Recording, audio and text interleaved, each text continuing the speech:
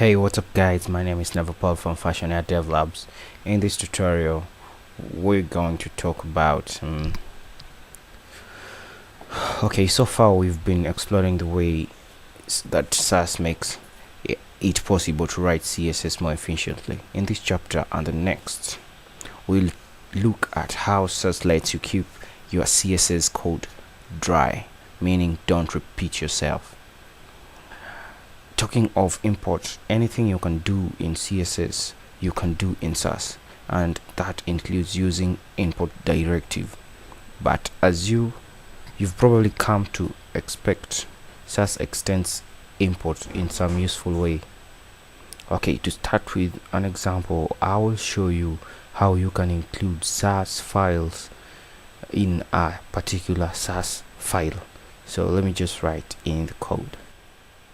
So as you can see here, I've created a folder known as params, and inside the params I've got param s.scss with an underscore and params.scss without underscore. So if I want to include these files in my app.scss file, all I do is just write import and allocate the file first, the folder first, which is params, and finally I'll locate these underscore param.scss. But if you got underscore param.scss, SCSS knows how to read these without .scss. It will treat these as an appended file, so I'll just write in param, and by that it will know which file is locating. And if it doesn't have underscore, you'll just include it like this: params, which is the folder, stroke param.scss, just like that. And so let us just write some code inside this param with an underscore, and I'll just write a simple code like this here. Just do this: padding 0 pixel, margin 0 pixel. And when I save it, when we check inside our app.scss, you will see these here because it's being in our app.scss. While rendering the app.scss, it will first look the imported files. When it finds the imported files, it will attach inside these app.css, the rendered app.css. So as you can see, we see here it has been rendered here. So if I just remove this code and save it, when we come to our app.css, we find no code that we wrote here. So let us just check param scss param.scss. So I'll just write a code again: p color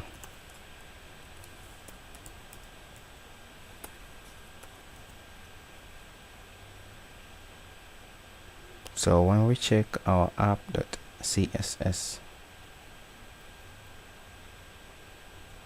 okay, just a minute. Oh, so okay guys, it's param.scss, so params.scss. when we check our css file, we'll see the code appended here. So all I'll just do, I'll delete these because I did the wrong, I imported the wrong file. So let me just start over. We are importing params.scss, which is this, and the code I've written here. So when I just save the file, it will write it to our app.scss. So this is how we import files from different folders to a particular SCSS file. So you first locate the folder, then the file, like I've done here. So guys, structuring your CSS in this way doesn't have any performance penalties. You'll get all clean standalone CSS file at the end of transpilation process, and it makes your code less repetitive and easier to maintain. In fact, if you examine CSS framework like Bootstrap 4 and Material CSS, you'll often find single SCSS file that contains nothing but import statement. All other files are partial. So creating partial files are most important because you can manage and maintain your codes in a simple manner.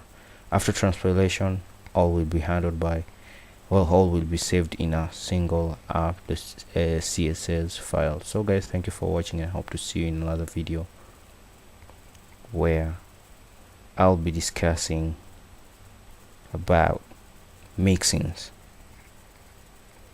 Bye.